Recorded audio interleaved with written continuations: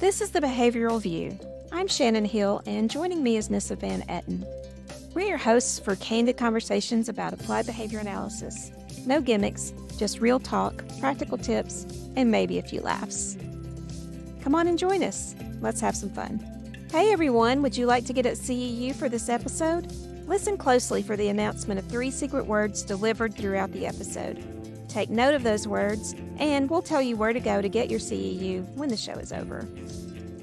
Hi, everyone, and welcome to the Behavioral View. My name is Shannon Hill. I'm the editor-in-chief at CentralReach Institute, and I am so excited today to bring with you a large portion of the CentralReach subject matter experts who are advising on our AI development. And I'm just going to let the ones who are here introduce themselves, but I'm going to say as a caveat, this is really just part of us. We are really fortunate to have a pretty deep bench of BCBAs and RBTs, and I don't know if we have a BCABA or not, but behavior analytic professionals at CR who are really keeping tabs on this and advising and helping out. So, I will let you introduce yourselves, starting with Nissa. Hello, everyone. My name is Nissa Van Etten, and I am the Director of Clinical Training and CR Institute at CentralReach. Hello, I'm Tim Fuller. I am an instructional designer for CentralReach. Hey y'all, I'm Kelly King. I am a content developer and AI solutions specialist at CentralReach. Good job remembering all those words. And finally, we have Kristen. Hi, I'm Kristen Smith, and I'm an instructional designer, which at CentralReach means I also create content for our product. Exactly. Tim, also mean that for you? Yes, that's precisely what that is. Well, great. Well, as per usual, we start off with our question of the day, which this time I'm keeping it kind of in line with what we're doing. I thought it would be kind of neat for the folks who are listening. Oh gosh, I just showed how old I was by saying neat, right? I thought it would be interesting for our listeners to kind of get some specifics about the question of what are you personally doing for CentralReach when it comes to AI? What is your role in making sure that we have effective and ethical AI? 'Cause I know we're all contributing in different ways. Not everyone jump at that one. Well, yeah, just to get the ball rolling, I suppose I'll start. I've been involved with a number of the documentation and compliance effort as it relates to the potential use and the deliverable use of artificial intelligence as it relates to some of our products. And so to answer your question specifically, Shannon, what have I done? There's a great deal of work that goes in. I will represent that work, but as said at the onset, there's a deep bench of contributors to this. This is not just a single person, nor just a handful of people's efforts to make sure that we are in compliance, not only internally, but also leveraging outside experts to make sure that we have the right pathway forward to leverage these tools. And so I have helped support in some of those efforts and developing documentation for I would say for legal purposes, but I'm not a lawyer. So those go on to our legal department to make sure that they're there and helping support customers, presenting on the issue, writing on the issue, along with the role that I get to play in helping build some of these tools. Thanks.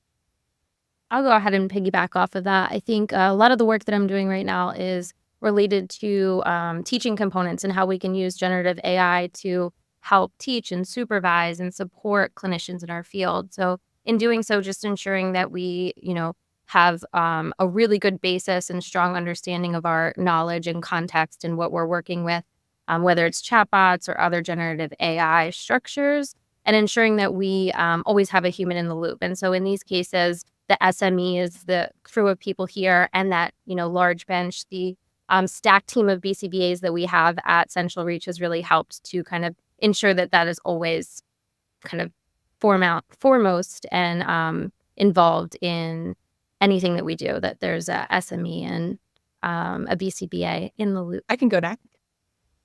So, I think before I say what I do in this capacity, I think I want to step back and say one of the things, the way we kind of develop content for products is that we kind of are, SMEs are in charge of specific products.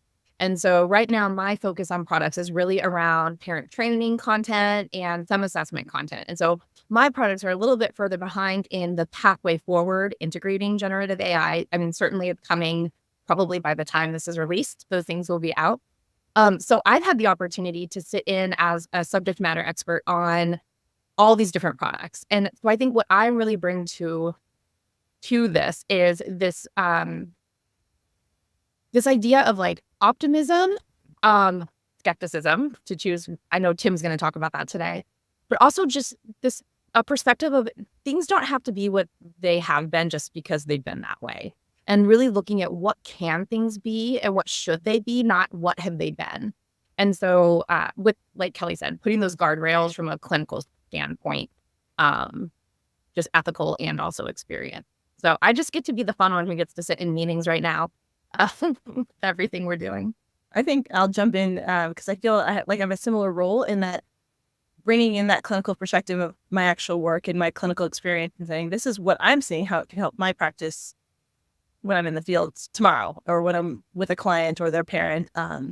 Across many of the products that we have, I think assessments are the ones I'm the most involved in just because of my experience. But ethically, it's also considering, looking at the literature. That's my favorite piece that I can contribute is the literature reviews, looking for the aligned literature within our field and then outside of our field. I know we'll get to that, but what they're doing in the medical space and other spaces when they bring in AI and they consider all of the ethics and legal ramifications of bringing AI into products and usage for consumers and, clinicians and experts. Well, I guess for me, I tend to think of myself as walking both sides of the spectrum. I don't like to be just in the middle. I like to be on both ends. So I'm an early adopter. I get excited about things.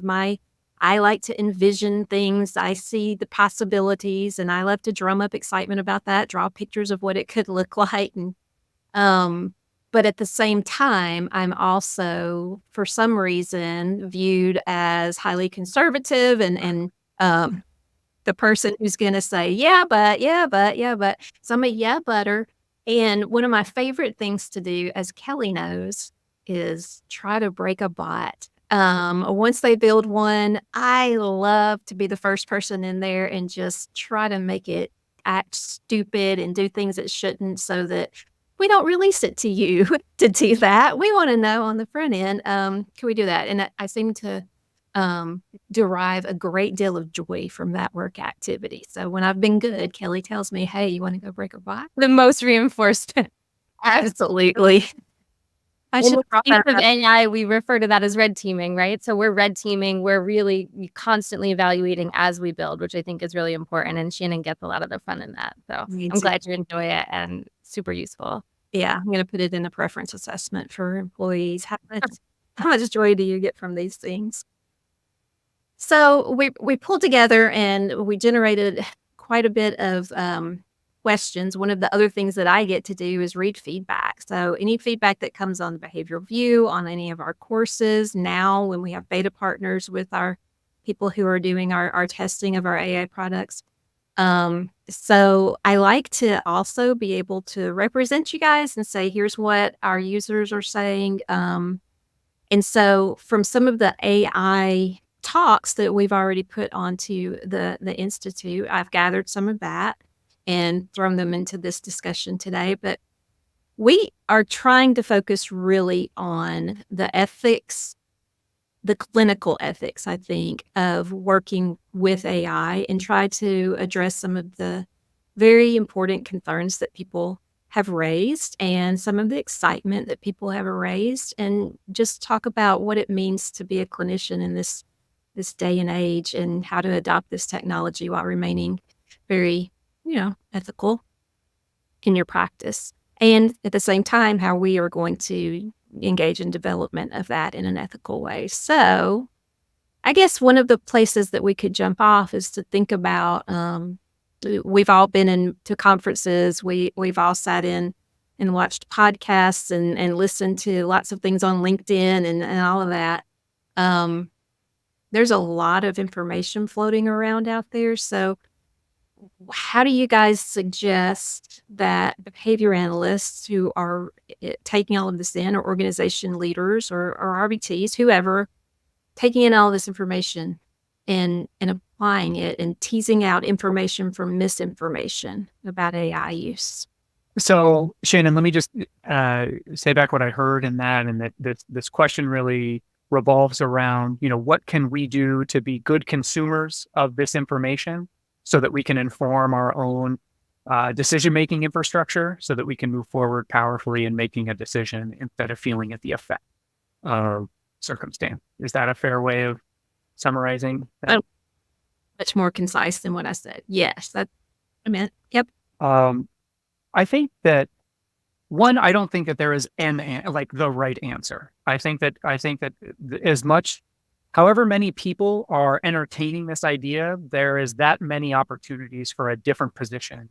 And I think that wherever you find yourself in this space, take good comfort in knowing that that's a perfectly valid place to stand from.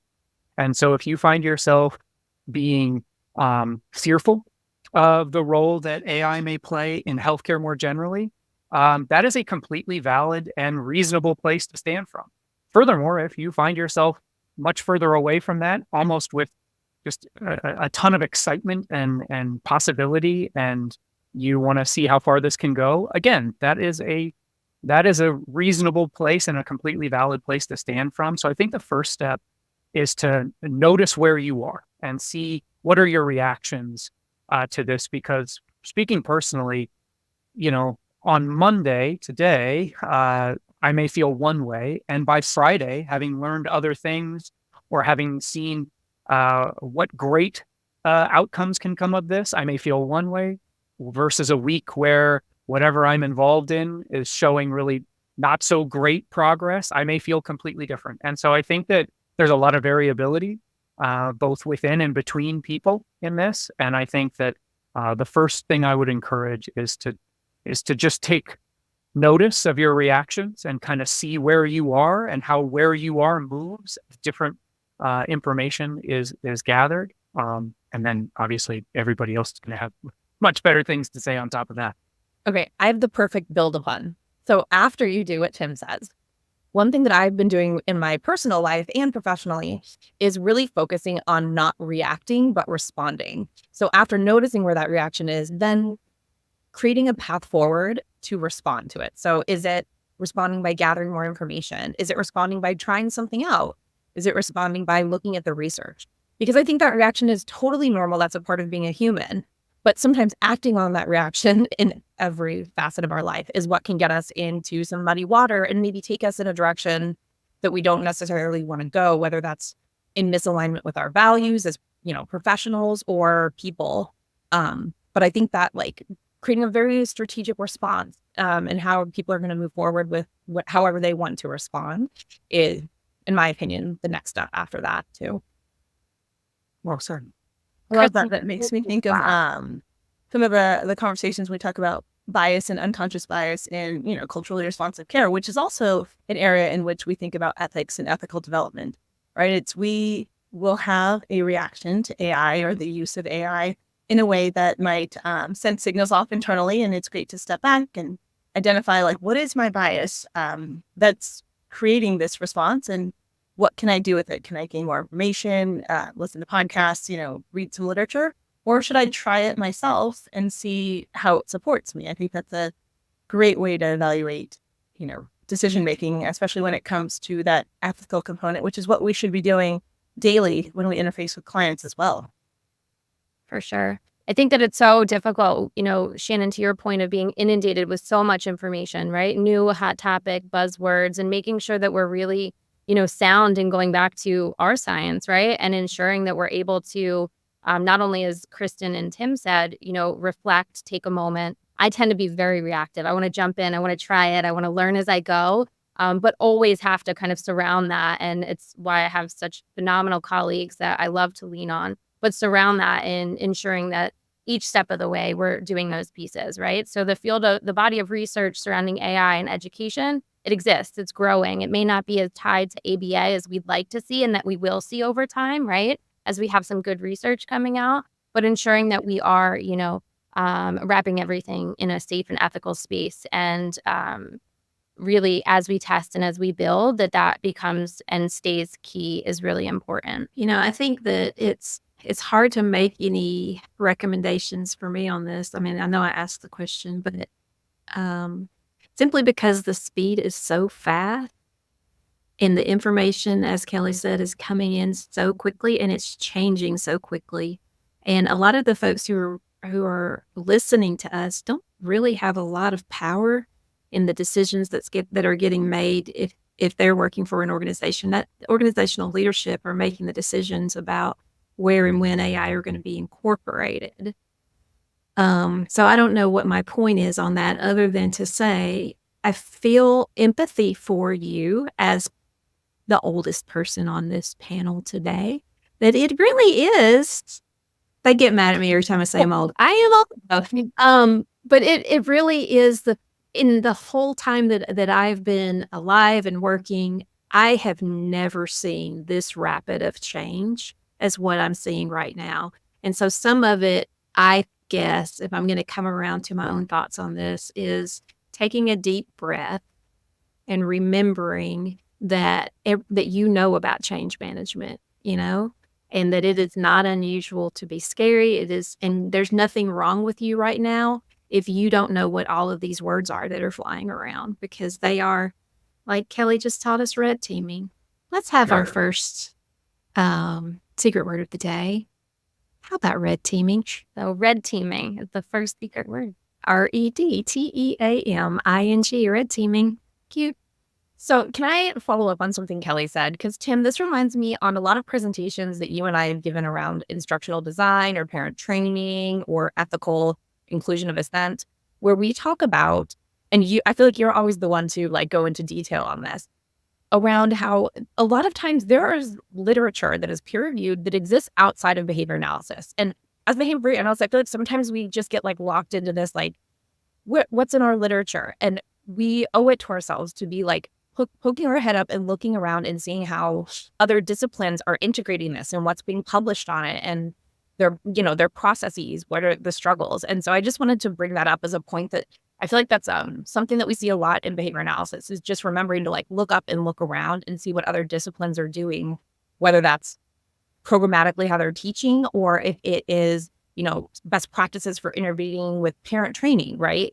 It kind of is a theme. So, well, what do we know about that? We know that this isn't new. We know that although it feels new, especially as it relates to the public availability of access to these large language models, certainly healthcare, for example, has been doing this for quite some time with quite a bit of success. Even in some areas where there has been behavior analysts who have criticized the potential use, just pivoting and looking over to the medical discipline, they are quite a bit further ahead of us. And in some areas, really inside the gray space of what may or may not be ethical. And so I think that sometimes it's helpful for me to kind of consider, well, how do I feel if I go to the doctor and just at my primary care physician and their use of that, which they do. And I know others will comment on this, but yeah, I think that we can either sit back and kind of watch the train go and then try and feverishly catch up, or we can explore with due diligence and rigor, just as Kelly had mentioned. Let's look at our science. What does our science tell us to do? Well, we can port over those same values that our science has helped support in the care of people, for which no other discipline has been able to demonstrate the scope of care that behavior analysts have been able to accomplish. Can we see where we might be able to benefit from some of these things? And just not to labor too much on this point, but I also think it's helpful to step back a little bit too, to notice how much of our discipline has changed, especially our applied discipline, as it relates to regulatory compliance. And I would say that in some instances, a great deal of effort is allocated, which is a good thing. As our professional discipline has become more professionalized, we do need to increase our regulatory standards. We do need to increase the infrastructure to ensure compliance with those standards. And we should also remember that that is not necessarily in its essence the role and responsibility of a behavior analyst. It is within the ethical guidelines because we need to move along as these things get refined. But those are just standards written down, like follow these regulatory standards, build systems that do that. That's now people's jobs that 10, 15 years ago, that wasn't a job that you had to have. Now, organizations struggle with the overhead cost of making sure that they do that. And so just, in a little bit of sort of reflection of how has our discipline changed?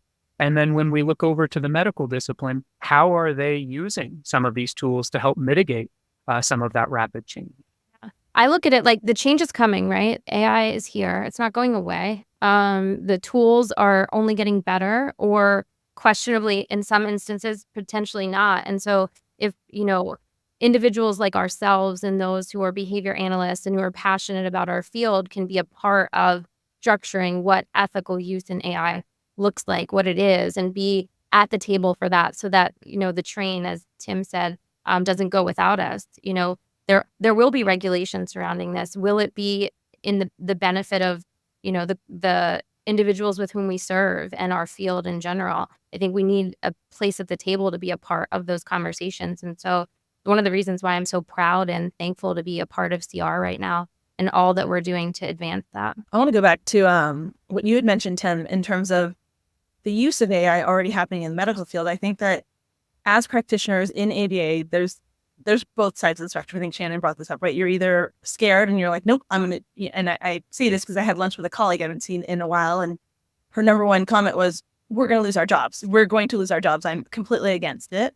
All the way to, I use it in everything I do, the people who are all in. And I think there is some literature out there. I have an article open where it's already happening. Some of these large language models, when you enter your PHI into your electronic, system and you're making your appointment scheduled, it's already inputting those missing fields from your previous information. You haven't gone in there and you didn't know it was doing that, but you're scheduling your appointment. It's pulling in your information from previous records and it's saying, here are some suggested times with the doctor in your area, according to all this information we already have from you.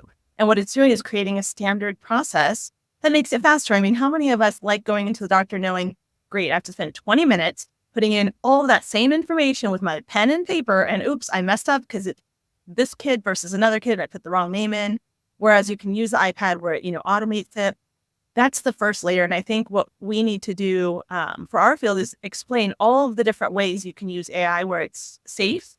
We've already got your agreement to fill in these records. And I think, and again, I'm thinking all of the products that we have and that we haven't rolled out that would be really exciting, like assessments, where you don't have to go in and ask exactly every detailed question, but we can already pre-fill in some information for you. Areas in which it will streamline the process, make it faster. We can replicate what's being done in the medical space that is already kind of moving the needle forward for those clinicians to see the patient faster and the patient not to have to spend, 45 minutes where they see the doctor for 5 minutes filling out paperwork before and after the visit. I think when we look to that medical model and the literature out there, they've already been doing it for a long period of time. And it's already been validated and sent over and approved in their space. And we can just look to that and then start thinking low-hanging fruit and then going even further into some of the more ethical concerns that we might have in regards to client interface.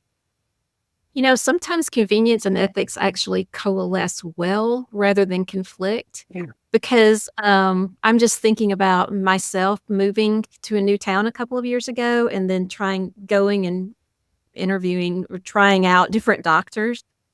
And my tolerance for certain things, because I've gotten so used to being, not having to fill out the same form 3 times. And a year ago, you had to do that, right? Like, why do I have to write this down every single time? Like, you have a computer system that tells you this. I shouldn't have to write it down 3 times on 3 forms in a clipboard every single time I come here. But even little things like being directly tied into my pharmacy. I went to a doctor in my new town who didn't do that and really wanted me to bring it, again, remember, I'm old, wanted me to bring in my bag of pill bottles and know how many milligrams of iron I take. I don't know how many. Look it up. And And so the thing is, when you're operating on my memory for that, you're not going to get nearly as accurate information as if when you're tied in like that. Now, is there another side to all of that? Absolutely. Do I think the chiropractor needs to know how much of, migraine medicine I take? Maybe, but I want to be in control of that. So, I guess that's one of our things that in the world of development is, what are you guys thinking about giving individual consumers? How much level of control are we striving for at CentralReach in terms of determining what the practitioner can decide is released into these other information sharing places versus what the client themselves may be able to control? That's a really good question. And I think the first thing that I want to highlight, especially as we've worked with customers to kind of help shape the development of some of these tools, is we've taken a position of transparency here at CentralReach that I think has really, really been helpful on both sides of that communication. And so that people are very clear what data is being used for, where is that data going, who has control over that data. And I think that bringing in the technical expertise, whether it's at CentralReach or elsewhere, but I can only speak from our experience, is really leveraging not only the technical expertise, but also the clinician side of things, so that they know that they're not just speaking to DevOps engineers. They're speaking to behavior analysts that are right there with those engineers, who actually, we've got an incredible engineering team that works really closely with us to help bridge that gap. They ask great questions, and a lot of that comes because of their consultation with us and how we help shape those kinds of questions. We're in those meetings with them. And that is just one piece. That transparency piece has been really important, and as well as others. Yeah, and I think the flexibility of some of the tools that we're looking at, like Tim, you could likely speak to this better than I, but ensuring that each step of the way, it's not, auto-generated and you're done. It is really co-piloted and supported. So any Gen AI tools that CentralReach is, putting in the hands of consumers over time, there's always that final clinician support and say, right? So I think behavior analysts listening who might not be as familiar and may just think, oh, AI is going to take over my job, right? No, if anything, it's going to make you more efficient, right? We talk about medical models, and there's been podcasts and webinars that have referenced top of license, which means, acting as designed as behavior analysts and maybe lightening the load of some of the redundant operational pieces that really add to our burnout and our stress, and allow us to do the things that we love. I know if I'm thinking of, back when I did a lot of parent training and those supportive initiatives and really feeling good leaving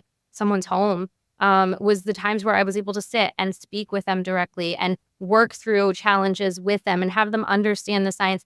We don't always have a ton of time for that as clinicians, right? You feel the burden and the stress and where do I have to go next and what can I bill for and can't.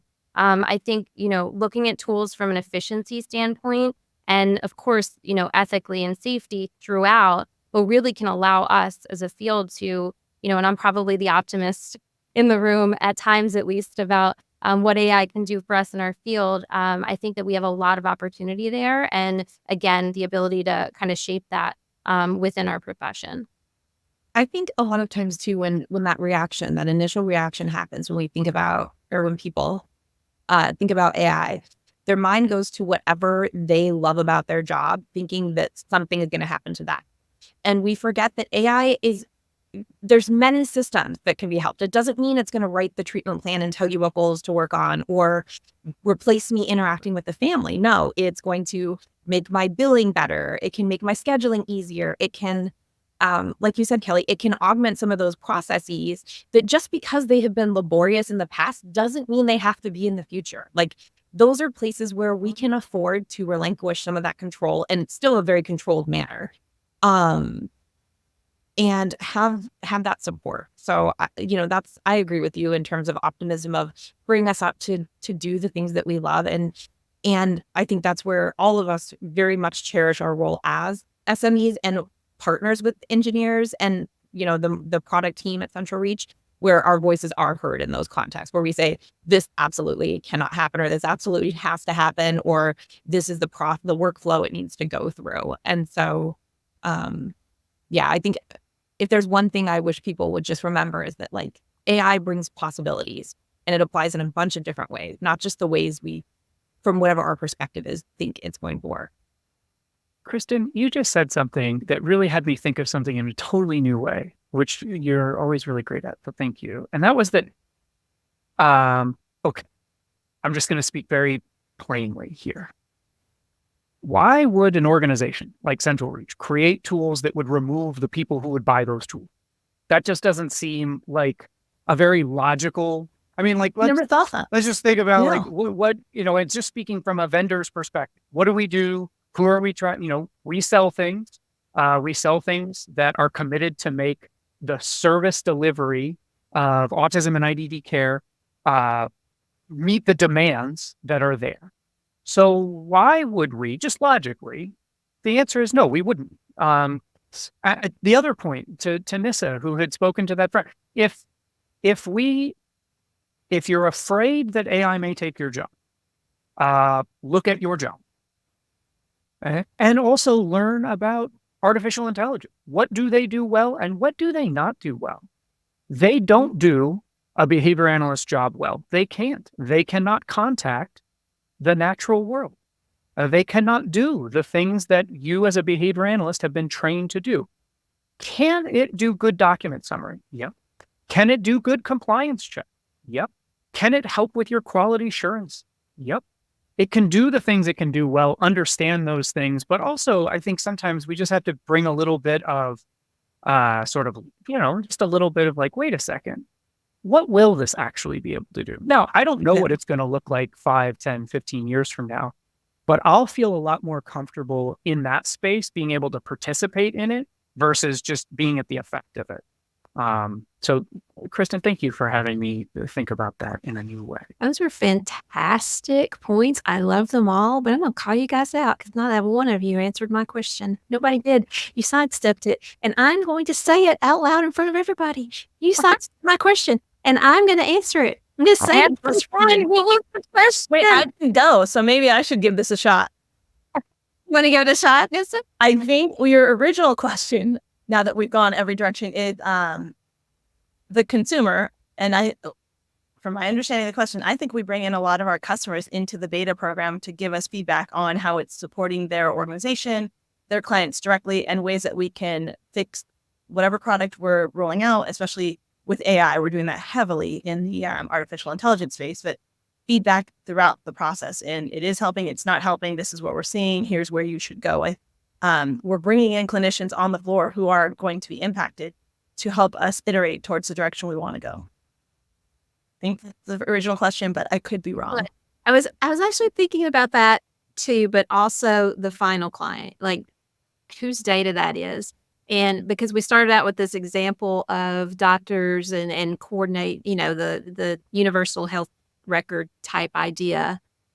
And I think one of the things that's very important to me that we talk about for CentralReach is that what we're trying to do is not connect all of your providers across organizations, but we're trying to connect all of your information within our own system so that it speaks to each other. It speaks to each other. It's already there. What we're trying to do is draw these connections for you to really help map out what it is that is going on in a whole picture of this particular client. And I personally would be very excited if my doctor could do that. And I know they can. I'm just lucky to be very healthy, so I haven't had to go in for anything really significantly coordinated effort like that. But I do remember a few years ago, over disclosure, I guess, with a cancer scare, where they're sending me to, by the way, I didn't have cancer, but they're sending me to this doctor, this doctor, this doctor, this test. And everywhere I go, them only having that one piece, unless they were fantastic, unless they actually got on the phone and they called my primary care physician, which I had some who were, and I had some who just did not care one way or another. So to me, CentralReach has this possibility, especially with multi-D organizations, to do some things that will help us talk to each other, that will help us find the data, that will put our eyes on the data that we need to be looking at and filter all of that through for us and save tons and tons of time so that we can elevate that quality of care. And to me, that's very much in compliance with ethics. We each have here in this little room this little Zoom room we're in right now, some assignments for, how we're contributing to the ethical development of AI. And one of the things that I've been undertaking is just kind of going all through all the ethics codes I can find and trying to align it through the idea of what does this mean for ethical practice from the end user? What does this mean for ethical development for us? And I do think that as much as we need to do on the development side in terms of making sure that we are honoring privacy, that people have control over their own information, that we're not taking PHI and pushing it out into OpenAI or anything like that. That's all our role. But from a practitioner's standpoint, one of the things that we're going to have to really develop is an ability to talk to those clients about this AI and what it's doing for us and how it affects them. And I'm curious, those of you who've been to medical situations where they're ahead of us, have you felt like your physicians and such, maybe this is a rude question, but do you feel like other disciplines are doing a good job of that? Or is there a model for us in how to talk to our clients? I was thinking of that when I was reading the most recent article. There are times I think when my practitioners have used it and I didn't even know. And maybe if I do my due diligence and go back through my email, I'm sure an email went out. That was just one of those many emails I'll get from my medical group that's like, oh, these new things have been added. Your billing, your blah, blah. And then down at the bottom, I probably could find it. There's a little layered in AI into our tools when you see your clinician. But I've never heard directly from any of my dentist or my medical practitioner that this has been added as a coordination of care benefit. Yeah. And in addition to that one document with a little blurb, right, you're electric signing 8 others just for one appointment that maybe is a follow-up appointment to the initial. So I agree with you. I don't think that it's paramount. I don't think that there's been like a vocal or voice discussion of informed consent in any medical circumstances that I've been in where I'm certain AI tools are being used, to say, on the back end to support their efficiencies or their billing processes or what have you. So I think, taking our efforts and ensuring that there is transparency and disclosure and education surrounding the tools that we're using to help support our efficient work, right? And help support how, we can improve outcomes in the field. Like, we just need to ensure that we're shaping that in an appropriate way. Yeah. I love my doctor. My doctor actually uses AI tools, or my doctor's office uses AI tools as part of their clinical notes during appointments. And when this first rolled out, he explained to me what it was, sought my consent. And even now, I've been, it's been a couple years that they've been using this. He'll explain to me okay, now I'm going to talk to the computer really quick to address everything it talked about. And then then he'll pivot to me and say, everything that I just said, here's what that means for you. And I actually really like it because it's very rare that I actually go into my file and look at what he wrote as part of his formal note. And so it's a nice way to kind of have that dual layer. And I feel like I'm also there. So I can be like, oh, wait. When I said this, I meant this. But that's a me-facing AI tool that's being used. So so my doctor does the same, or the website does the same thing where it's like, here's your place, here's your doctor. And I'm like, oh, this is a forced choice. Well, I actually want to go over here. I'll have the extra 45 minutes if you gave me the option. My ophthalmologist, the last couple of times that I was there, has had I don't know what they call them in ophthalmology, what we would call an intern. And the intern was doing all of the data entry. And so he was saying everything aloud that it sounds like what your doctor might have been saying to the AI tool. And I was the same as you. I'm like, I'm so glad this person is here. So I get to hear all of this information. So that's funny that it ends up being more informative if done in a certain way to the client. That's cool. Can you guys think of other ways other than like how we talk to our clients about what we're doing, but for the behavior analyst who is working with AI tools, what's changing for their roles? How is the job? Tim, you said take a look at your job. What is changing? What should we be expecting over the next few years? Oh, goodness. I like to say efficiency. Yeah, I hope so. I mean, I think about opening up Microsoft Word, and I'm going to date myself as well. I remember all the way back when the typewriter and having to typewrite, and it would go to the end and pushing it back, and I would spell something wrong and get the little white, thing to type over because I misspelled. You can, and then going back to look for a word. I remember when I was 12 years old, having to look for a word. I think I typed up the word, but I spelled it wrong probably 30 times and had to go back to my page, go all the way, refeed it, find the little white tape to fix my spelling error, like line it up perfectly and respell the word. I don't even remember the word. Now, if you go into Microsoft Word, you hit, that Control F to search all of the word to replace. That automation right there makes my life so much easier. And when I was 12, that probably took me 3 to 4 hours of crying and ripping out the page and wanting to throw the typewriter to now it takes like 30 seconds. It's so much more efficient. I would never refute that if that was an option when I was 12. You're giving me flash. Just the ability to get that thing lined up exactly where you had it before. It's very stressful. Please change lines with a typewriter. It's like, how's a little destroys your whole graph. I think that's a good point. We all just dated ourselves a little bit, Shannon, not just. That's good.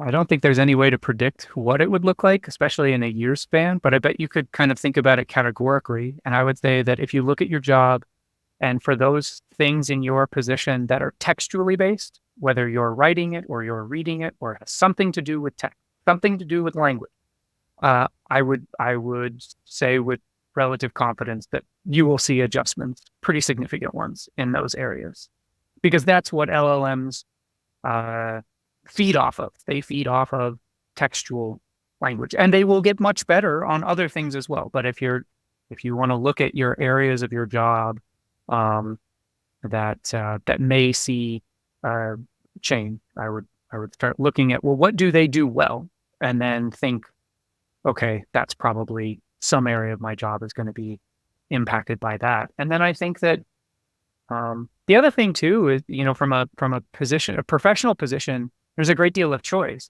This is not a forced choice necessarily. If you have an operation where you feel like, nope, we are operating at high efficiency and the quality of what's being done is meeting all of our standards, then please reach out because I would love to study what you have done. That's impressive.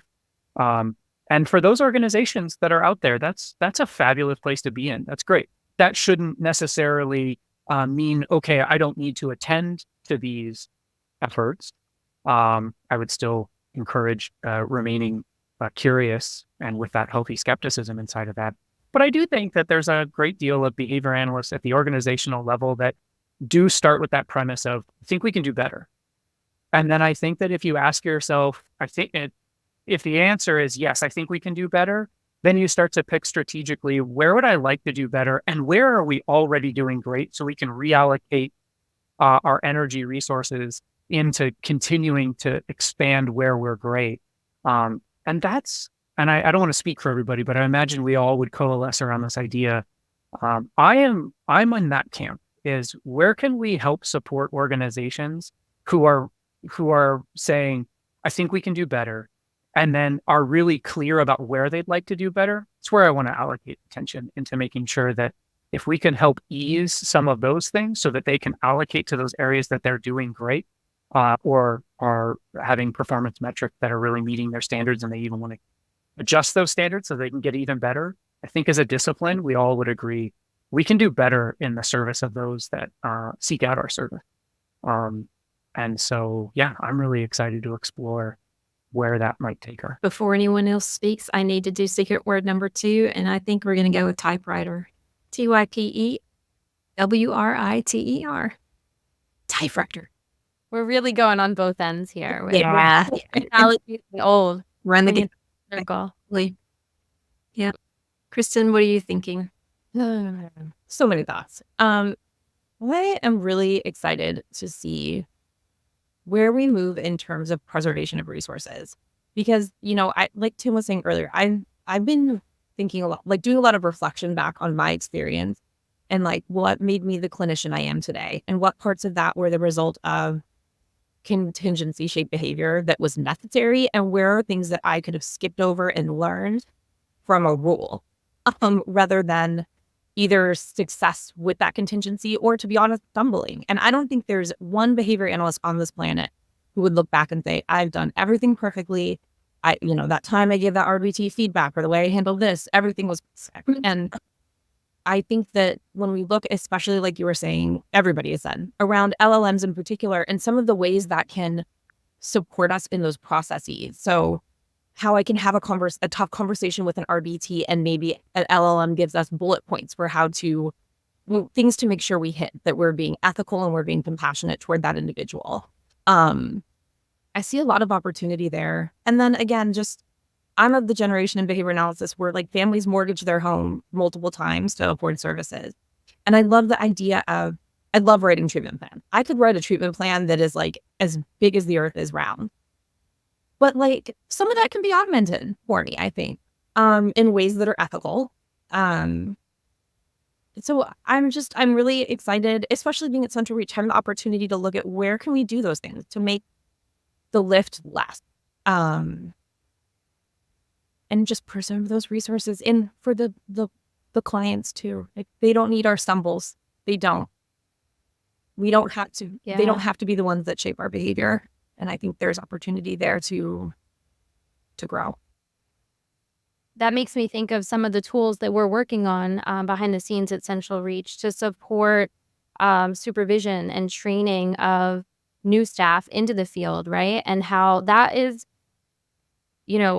quite a heavy lift. And to do it well takes a lot of time and a lot of energy from really skilled clinicians, right? So if we can structure some of that capacity through role play supports to kind of guide best practice, really shaped with strong guardrails, and, again, SME is building and observing and evaluating the tools, how can that help support dissemination of best practice in our field? And what a difference that could make when done well. So the teaching component that, generative AI tools can allow us to better serve individuals through better trained clinicians over time is something that, really excites me. And I think that there's a lot of potential there. So do I. And it reminds me, I have for many, many years wished that we could train in a way like a pilot is trained, in a simulator.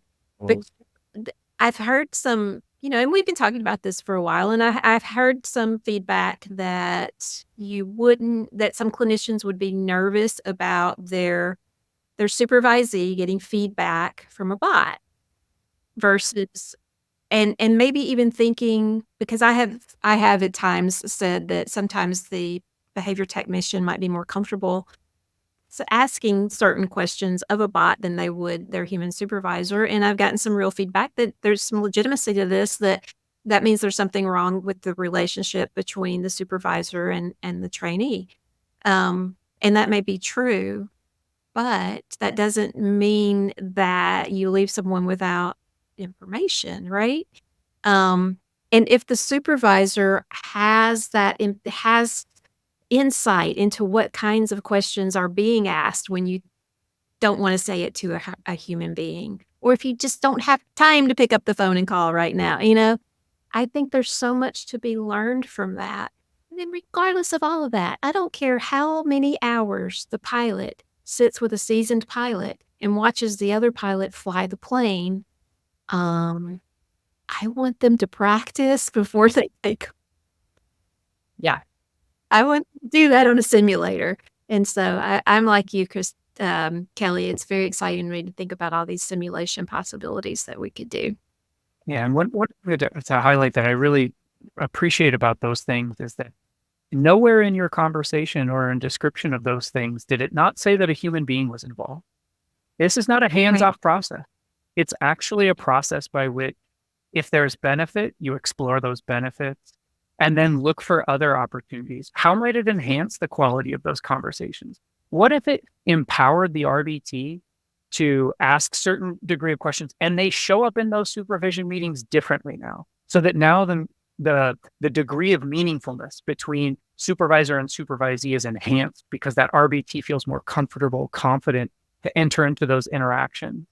And I think that we are going to be, if we're looking, and if there's anybody better at looking for these things, I don't know who it is other than behavior analysts, but we have to start to look for, well, what are the metrics we should be monitoring to see, are we seeing a benefit of this? And that's an exciting thing. It's not a hands-off. I mean, it's hands-off if you want to be hands-off, but that's not our approach. And some people may do it that way. And under those conditions, I would advocate strongly for ethical implications for that kind of thing. But that's not where we're going. This isn't hands-off. This is very much hands-on, eyes-on. Not only do you get the tool, but think about what that tool provides from a quality assurance monitoring standpoint. Your example right there, Kelly and Shannon, about you get to see the kinds of questions being asked. Now you could imagine a circumstance where the organizational leaders aren't just grasping at straws of what we should talk about for our group meeting, which that time is incredibly valuable, not only in the cost of it, but in terms of being together. But now you can pinpoint more accurately, look like this is an area we should bring our expertise to bear on this topic, because we see these types of clusters of question asking. I see this as very much about enhancement versus hands off, and now it's the AI doing it. I don't see AI doing it. I see it being an enhancement. Well, you and Kristen both had made comments about it helping us with textual information. Kristen, you even gave the example of write a treatment plan for me. The two kind of lanes of questions that I hear coming about that are, is the writing of those documents, whether it's a FBA report or it's an ABLES assessment report or a treatment plan, are those core skills of a behavior analyst that we should not ethically give away to AI? And two, are funders going to accept it? Those are the two things that I hear the most. Do we have answers for these or thoughts on these? I don't want to answer the first one because I'm scared of what I'm say. But the second one, we'd be silly not to think funders are doing this themselves, right? They are. Absolutely are. The AI supportive tools. So just, think on that for a moment while others maybe answer the first question.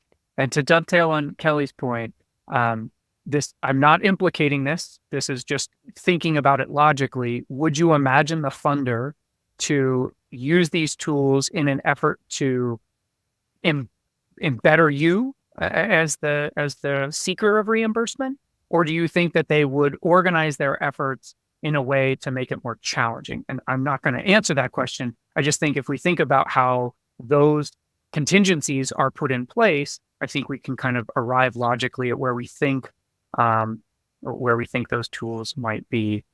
And we could do the exact same for what we're discussing with humans and SMEs and behavior analysts in the loop, right? Absolutely. And I want to just circle back to say, I'm not suggesting any type of AI bot is writing a treatment plan for me. Because again, remember, the possibilities are endless. I can write a treatment plan and give it to one of my dear AI friends and say, where are the areas where this is weak? Where am I using ableist language? Where, so it can direct my attention to things that I might have missed or my supervisors might have missed to more pinpoint areas that maybe need further exploration.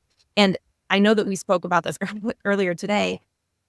I also think as a field, we have a lot of room for growth in the areas of instructional design and how we select and implement skills in a logical fashion. So I think if we're, again, I'm not saying what needs to be done. I feel like that's an entirely different discussion.